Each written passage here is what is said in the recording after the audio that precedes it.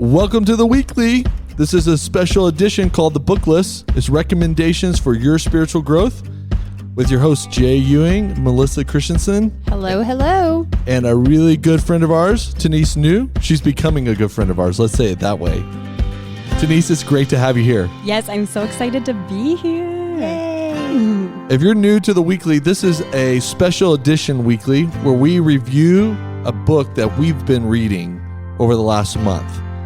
And we have a series of these, so if you ever are curious about maybe some great books to read, some great books to ponder, to think about, to do in your own life group or small group or men's, women's group or family, check out the rest of the episodes. They're always at theweekly.com.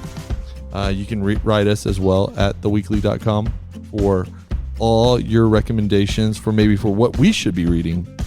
Yeah, I'd love to hear those. Great. We have a great podcast for you today.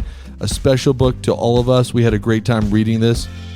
About a month ago, we asked you, Tanise, hey, would you read a book for us? Yes, you did. And I was like, oh my gosh, I've never been on a podcast before. Absolutely. Great. This is your first podcast of all time? Of ever. Wow. Yes. Welcome to the 21st century. I'm so excited. For me, it's a very quarantine thing. As soon as COVID hit, everyone's I'm so into podcasts and I want to make my own. And so I'm so glad to be here. That's fun. Mm-hmm. Yeah. Quarantine has produced a lot of great things like this. For sure. So the weekly did come out of quarantine. That's true. Oh, yes. Yeah. So check it out. Go to calvarybible.com, the weekly, for the other podcasts we have been doing about the book list. They used to be titled What We Are Reading, but we just rebranded it right away. Yeah, 5 minutes You ago. heard it here first, folks. Well, let's jump into it. First, let's introduce Tanise to the rest of Calvary. If you don't know Tanise, she's the coordinator of student ministries on the Thornton campus. Yes, I just hopped on staff at the end of July of 2020. So that was super interesting to start. It's my first grown-up job, my first big girl job where I'm kind of doing my own thing, not an intern anywhere. So it's been a huge learning process, but super grateful to be a part of the Calvary community and getting to know people and seeing more and more familiar faces every week is super nice. And just getting to hang out with the students over there has been such a huge blessing. And so God is definitely faithful because I have no idea what I'm doing half the time. But Tanise is awesome. so good at connecting with students, remembering faces and things about them and making them feel welcome, which is awesome. Totally. If you haven't been to the Thornton campus, don't go anymore because everything is agreeable gray and shiplap and it's amazing. Are you jealous? I am so jealous. It's beautiful over there. It is beautiful. They've done a great job. Your team has done a great job. That campus looks awesome. We, the student ministry team calls the Thornton campus Thor Tons of Fun because there's just so much food around it. I and love it. all the things. So That's awesome. That's true. They have Krispy Kreme donuts there, Jay. Yeah, they have, unlike Erie, which is in a desert wasteland of great food that's really quick and simple, Thornton has really great food around Seriously. Oh, for sure. Yeah. Chick-fil-A right down the street. Okay. Chipotle. We didn't talk about this before, but there's a restaurant across the street called Fat Something. What is it? Fat Shack. Fat Shack. So my son Bryce wanted to go there yesterday because we were on that side of town, and they have the most insane sandwiches, Jay. Really? It's They're crazy. 4 different fried items on a sandwich. So it's a fried egg, fried mozzarella sticks with fried chicken tenders, and maybe some fried onion rings. And that's your sandwich. Totally. It's insane. Yeah, so y'all both have eaten there. I did not eat there. I just watched Bryce eat there. I've eaten there 2 Cannot times. eat anything off that menu. Oh, for sure. If you want to feel like poop for the next 2 weeks, just sitting in the bottom of your stomach. Oh, Wow. man. That's crazy. Yeah. Craziest sandwiches I've ever seen. Yeah, they're insane. Definitely called the Fat Shack for a reason. Yeah, it's for crazy. Sure. Very unhealthy. That's interesting. I don't know Thor about tons of everything. Thor tons of fun. That's really fun. All right. So Tanise, tell us about yourself. Where are you from? Where have you been? Where are you going in life? Ooh, all the questions. Yeah. I might have a midlife crisis on here. So I am originally from Ohio. I moved out here in 2010 when I was in 8th grade with my family for my dad's job. And started attending a local church in Frederick, Colorado. So just really close to Erie. And I graduated from Frederick High School. And then I went to school for a little bit. Was not my thing. I went down to Metro State in Denver, and I was commuting from Frederick, and it was just so hard. I ended up failing and then dropping out. And so during that time, the Lord placed it on my mom's heart. Like he gave her a dream that I moved to Peru. The worship pastor of my church back then had moved down to direct the home down there.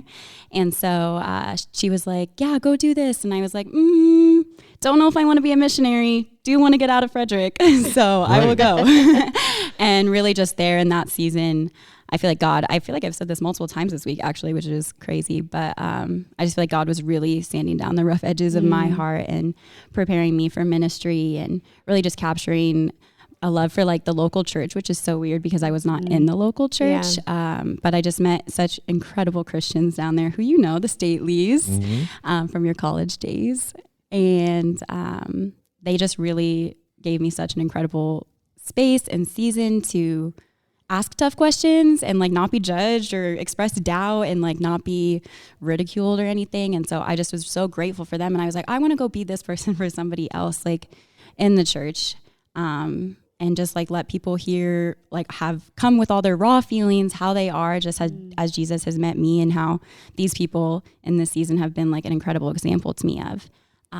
And so when I came back, I was like, oh my gosh, what am I doing with myself? I started working at a hotel when I lived there for a year and then came back and I was like, oh, I'm doing nothing important, which though is not true. God can like work through all the things, right? Totally. But in that moment, I was like, oh, I was just doing the coolest thing ever. And now here I am. And so I applied for an internship at my home church and then got accepted, and through that internship heard about Calvary.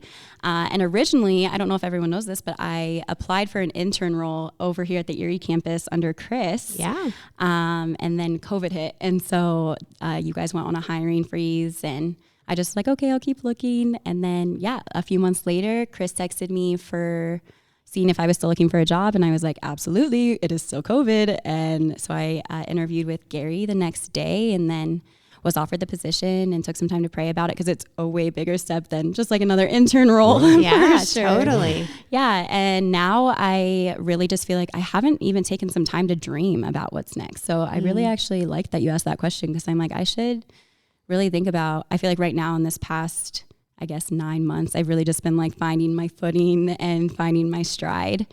And so I'm excited to see what it is, but I definitely should like take some time to dream. I used to love doing that. I feel like I haven't done that so much recently. That's wonderful. Melissa, if you don't know this, and listeners of Calvary, if you don't know this, the people that she went to serve with in Peru were my best friends in college that did Bible college. Actually, we split the U-Haul to get out to Colorado long ago. That's so funny. And I knew both of those guys, Ryan and Matt, when they were single in Bible college. We were all single at that time. And I had gorgeous hair at that time too. Well, that part I don't believe. Oh, no. What a different world. But it's just really, my heart goes out to Tanise and what she's been through and where she's going, just because of those people have been so influential in my life as well. And that's awesome that you got their goodness as much as I did. Yes, I love it. I love that we have that connection too. I don't even know how we figured that out, but it was like, what? Yeah, totally. So it's really cool. It's so fun. I love that. All right, let's jump into our book and sort of get you what we've been reading, our book list. Melissa, help us out. Give us the rundown of what we've been reading. So this month we read Surprised by Paradox, which is a book by Jen Pollock Michelle. And in this book, she talks about the power of the power of ands in our faith and how God shows up in those things. And not really dismissing that either and or are also God's words, but holding the tension of paradoxes and how two seemingly opposite things can come together. So it's kind of 4 sections. The first one is incarnation and talks about the Savior who is both God and man, the kingdom that is here and also the kingdom that is coming. The third one is grace, the gift of grace, and also the work that follows it, and lament, hope in the one who restores the world, and lament for the world that groans for restoration. So I think a good first question to answer is, what is a paradox? Yeah, Tanise, will you read us the definition that Jen gives us as we start our journey in this book? Yes, absolutely. On page 12 of my book, she says, a book about paradox is a book about spiritual posture. The posture of kneeling under God's great big sky and admitting that mystery is inherent to the nature of God. That's really good. That is good. Yeah, this was a fantastic book for myself. I keep saying that in this podcast. You keep making fun of me, Melissa, for it. But every book that Jay reads is his favorite book. No, it's not. That is not true at all. But this one was really fun and special to me, and just loved the integrity of the conversation. Does that make sense? Yeah. Yeah, that totally makes sense. I would totally agree. Integrity didn't even pop into my brain until you said it, but I'm like, yes, absolutely. Yeah. So if you've been a fan of Philip Yancey, it's sort of like Philip Yancey and Max Lucado and N.T. Wright had a baby. That's not awkward. This just got really weird. Yeah. But produced this great writer who's super talented. Yes. And it explains the faith really well. Yes. And with depth. Totally. And I think even she explains parts of the faith that aren't super talked about by a ton of Christians. I feel like more recently, for sure, there are conversations that are being introduced. But for me, I feel like so many of her words were giving me like language and vocabulary for things I didn't even know I needed. So that was super awesome. No doubt.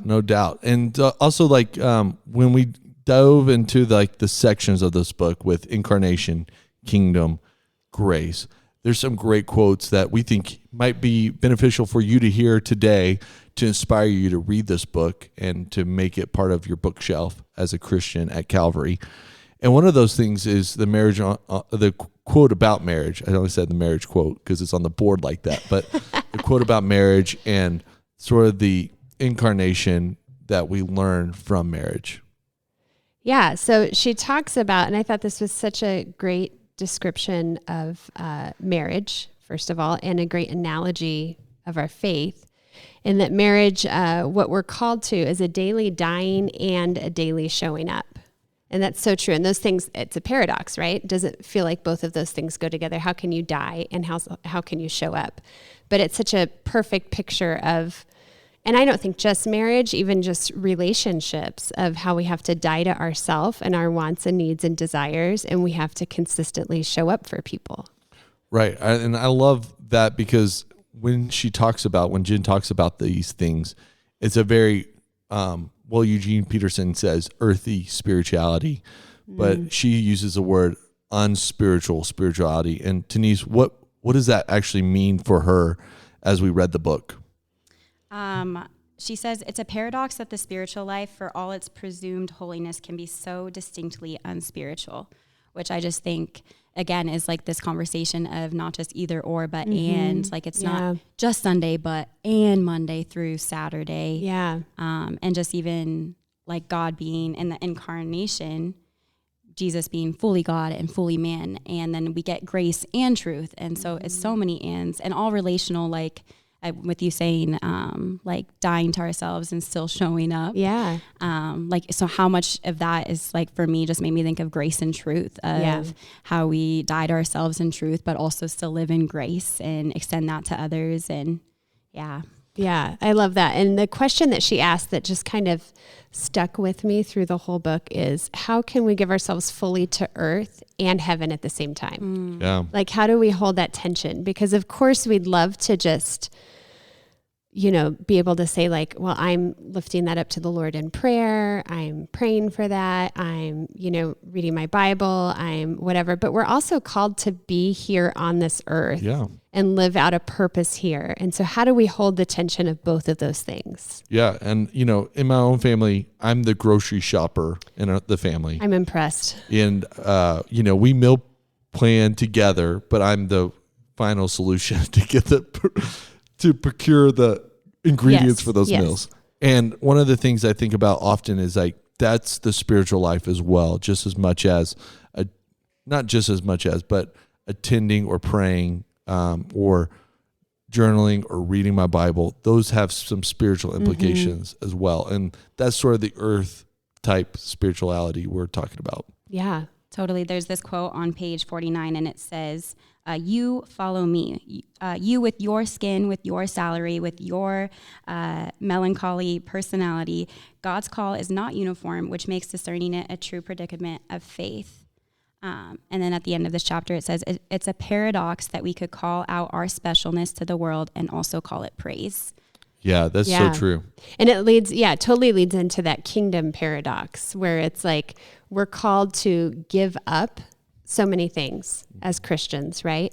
And yet we're also called to enjoy so many things as Christians of the bounty that God has given us and provided to us. And so holding both of those things close, being responsible for everything that passes through our lives or across our plates, whether that's money or talents or however that shows up, but also just getting some enjoyment out of that. Totally. That makes sense. And for those at Calvary who are struggling with those things of like maybe not thinking they're living the best life possible or the most spiritual life possible, what would you say to them after reading this book and sort of processing in your own journey about their faithfulness to their everydayness? I would say, would you repeat the question? That's a good response. Yeah, that's a really good response. She wants to make sure she hears I'm it like, fully. I want to really take it in. No, but like, what would you say to someone at Calvary who has a hard time grasping that they're actually living the kingdom life when, you know, they're in drive line for school or they're working a dead-end job or all those type of things that we find all of ourselves in at times in our life? Totally. I think through this book, I was really encouraged by just the realness of the man that Jesus was. Like, all the human things that we have to embarrassingly do or whatever, like Jesus also had to do. And so I think just even in wanting to live a life that resembles Jesus and follow in his way, knowing that he was so incredibly human and had temptation and suffered and also like had to practice patience and be a good friend and all these like things that we think are so little in our lives, we're also making up his life. I think when you look at it in that way, for me, it's just encouraging of like, man, these things that are mundane and boring are also important to God. And he wants to be a part of those and included in those too. Right. And it's also a chance for him to shine, for his glory to come to people that maybe don't know him or even people that do know him through us, which is so cool.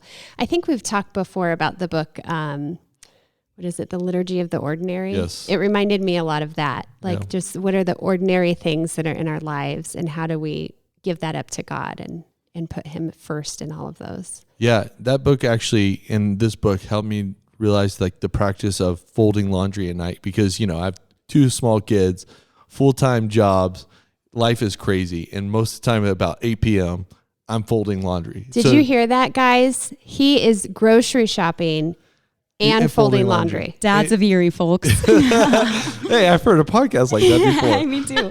But I think like there is a monkish quality of folding laundry if you meet God in it. And if you realize that this is what he's called me to today, to the present moment of, you know, this is it. You know, there's laundry on the bed and that the family needs to be done. Yeah. So how can you glorify God? How can you participate with God in that? Yeah. So the next section was grace, and I loved that section. And one of the really things that I really loved that stuck with me is she said, we don't get grace because we change our lives, but our lives are changed by grace. So something that we do, but it changes how we do things. I loved that. Totally. And she blends really great stories between some professional Christians, some heroes of the faith, along with their really ordinary lives and the tension they face even themselves and the paradox of grace. Yeah. I feel like she really did a great job of normalizing the gray area. And especially in grace, I feel like this has been like a day-old question of how do I live in grace while also like living in truth, and how like do we live in grace and know God has provided for us and has saved us while also like caring about being obedient and desiring what he desires. And so I really like just how she kept normalizing that. And then by our on page 118, there's also a really good quote that I feel like just goes perfectly with this. Sorry, I'm flipping there. No, that's great. I love that we're reading from it. It goes, she says, but it wasn't only legalism that bound me to a new way of living after I became a Christian. To bold witness, to sexual purity, to honesty with my parents, I think grace was operative on the old Eve, a grace that surely preceded the transformation, but nonetheless obliged it. It hadn't gone looking for God. He'd come looking for me. But when I stepped out to follow, I was set on a new path somehow, leaving behind old ways of being, taking up new ways of moving through this world of resurrection. It was, of course, a very fitful kind of change, and it still is. I wonder about the slowness of my transformation. And I think for me, that's been such a huge battle of, oh, why am I not progressing like these other Christians? Or how is this so much easier for them? Or how am I not living in truth the same way? And so I just love even the normalization of the slowness of the transformation, because I think it can be discouraging when you're like, oh God, I want your desires and I want your heart and I want your eyes. But even Paul says it, like, I'm not the best quoter word for word, but when he talks about how like he doesn't desire these things, but his flesh still does. Right. And so I just feel like that was super encouraging. Right. To think that it's not a linear path. I mean, I won't even say it's not always, because is it ever? Right. It looks so different for everybody. And I always love thinking about grace, that it wasn't an afterthought for God. It wasn't like, Adam and Eve in the garden and they ate the apple and then God's like, shoot, what do I do? Right. Or the Israelites and their disobedience over and over again. And God's like, oh my gosh, here we go again. Now I have to come up with another plan. That was the grace was his first plan. That was his first gift to us. And so, I just love that picture. I totally love that too. And I think like Christians a ton of the time, we like think of Old Testament God and we're like, oh, angry and mean and hateful. And just like the fact that grace wasn't an afterthought, like it was the first thought, is really encouraging to like go back and think about how you've been perceiving God throughout the lens of the Old Testament. And like, man, are you viewing him for his steadfast love? Like I feel like all the time in this book, she quotes God and it's like his steadfast love. So that just made me think of that too. That's really good. Let's turn the corner to the final section that I think shaped a lot of my liking of this book. It was lament, the section of lament. Did. But, that's because I love the Psalms anyways. And, it was really interesting for me to journey through her view of lament, of the tension between, God intervening on our suffering and then also allowing our suffering into being okay with both. Yeah. Is lament a good word for us to define, maybe? Yeah, sure. Do you got a good definition of it? No. Do you have a good definition of it? No, I don't. Okay. I do have a good definition of it. Oh, do you? On page 152, the impolitic plea or lament is an ancient prayer tradition in the Bible. In language that seems hardly admissible in God's throne room, as men and women pray to God, they try making faithful sense of the mystery of their suffering and the love of God in the worst of circumstances. Lament, with its clear-eyed appraisal of suffering alongside its commitment to finding audience with God. It is a paradoxical practice of faith. It's wonderful. Yeah. Thanks for reading that. That's a hard one. Lament is always a hard thing to hold. And as I was thinking about this, I was thinking of, she talks in the book about a modern apprehension about bringing complaint to God. Do you feel like, Tanise, your generation or the generation you're teaching is better at that? Like, are they more willing to complain to God than my generation where it's like, it's God's will. I'm just going to be okay with it. I'll sit in silence. Yes, totally. Definitely. I think that there is like not submissive, but where you, like a submissiveness with like the older generation. It's like to truth, to God's will, to all the things. And then this generation that I'm seeing right now, Gen Z, I'm actually a part of.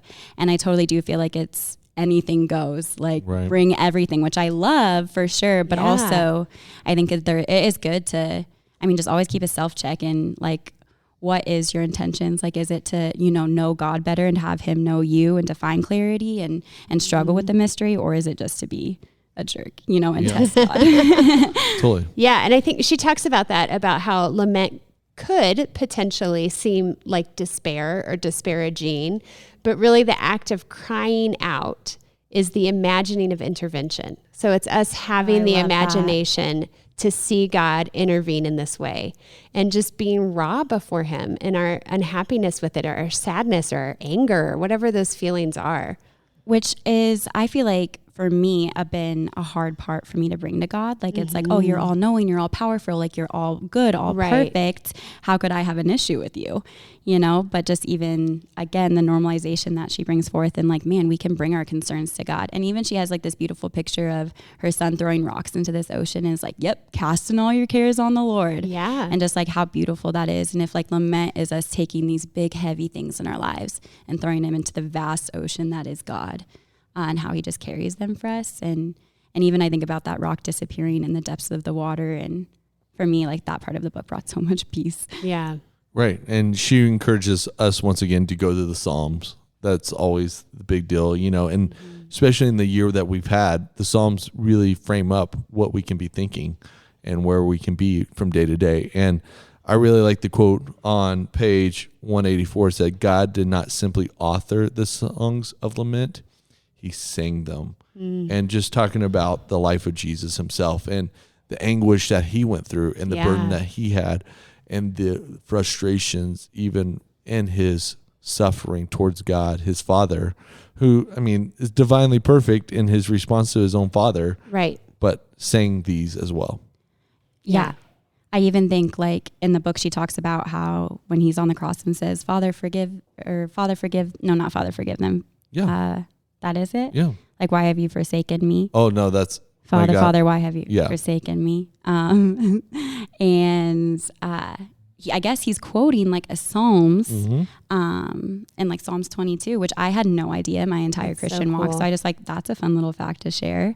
Right. But also then she says that even more of the Psalms are not Psalms of praise, but Psalms of lament, was so crazy to me. And even just more of a normalization of, hey, it's okay to feel hard things with God. Yeah. And to hold that paradox of being upset or angry or sad or hurt, but also trusting in God's sovereignty and his plan and all of that coming to fruition. Totally. That's really good. Okay, so when we think about this book and this recommendation for how and when we should read this book, Melissa always rolls her eyes at this part. Just who internally. should read this book? Who should read this book? I actually like some of these questions that were at the end of each section were so deep. Like just that I almost think if you might be in a group, at least for me, if I was in a group, it might be harder for me to dive that deep in the moment. Right. But I think it'd be such a sweet thing to just read through slowly by yourself and journal about your answers, because there's a lot of, she really challenges you to think differently about a lot of things. I totally agree.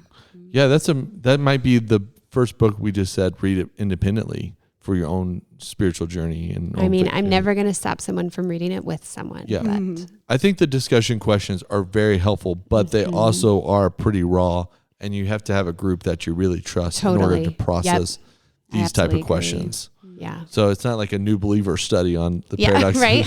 But like, you know, it's like I have some really trusted friends who maybe we need to take a step towards being honest with each other, or take a step into helping each other along the journey. Might be a good read. Yeah. I love that. I would like recommend it to anybody who is struggling with the mystery that is God and feeling like they need to find the answers to all of the paradoxes and all the things that just don't quite make sense. Or I was really expecting this book to be like kind of a defense for faith, but really it just gave me such peace with the things that we don't know. And even an encouragement of how one day we will know all those things, and that's going to be a glorious day. But for now, like rest in the and. And so if you're struggling with sitting in the tension of the gray area or wrapping your head around the mystery that is God, I would totally recommend this book to you. Yeah, totally. And one of the reasons I picked this book is because of two things that happened in 2024. And that was the World Guild Award shortlist for apologetics and evangelism. This was on its shortlist for books in that category, which for those apologetical people that like books, this is a really good challenge too. Like sort of the formal apologetical books we read. And then Christianity Today, it definitely got a merit for one of the best books of the year. And that's really important because that means that its genuineness, its integrity can last, and is a book worth reading. Yeah, and it won an award for its cover. Totally. So it's going to look really pretty on your bookshelf. if you care about that sort of thing. Oh, for sure. Have it facing out front. Well, Tanise, it was great to have you in the booth. Thanks for you, Calvary, listening to the book list, our recommendations for this month in May. We look forward to seeing you, talking to you, hearing your reflections. Write us at theweekly@calvarybible.com. As we leave today, let's have Melissa send us off with an excerpt to finish our day together in the booth. I love this, and I've just been praying these words in my own life and for people around me. It says, keep falling into the strong, sure, and merciful hands of Jesus. And as you do, let your life burst into glorious flame. Be the bush that burns, bearing the image of God so brightly in the world that every man and woman must stop to remove their shoes and draw near for a closer look. And when they do, they'll see God. That's a wonderful quote. We hope that you, my friends, draw closer to God. Have a great week. Thanks for listening to the book list. Oh, yeah. Brought to you by The Weekly.